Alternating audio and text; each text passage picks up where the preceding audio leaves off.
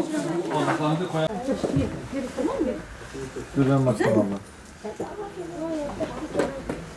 Güzel mi?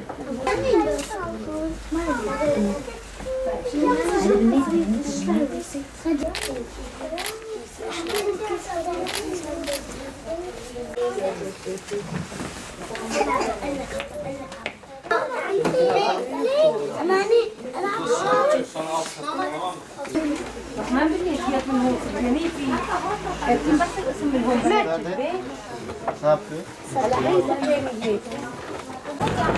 Ben elbise yerinden oraya gidelim. Elbise yeri var.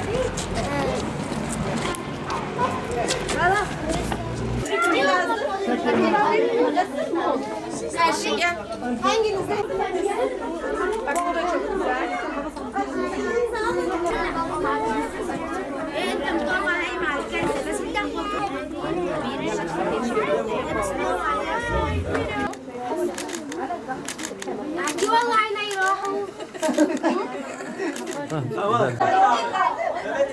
İHO Ebrar olarak tüm dünyadaki mazlum ve mağdur coğrafyalarda olduğu gibi bugün Türkiye'de Bursa ilimizin Yıldırım ilçesindeki yetim ve ihtiyaç sahibi çocukları giydirdik.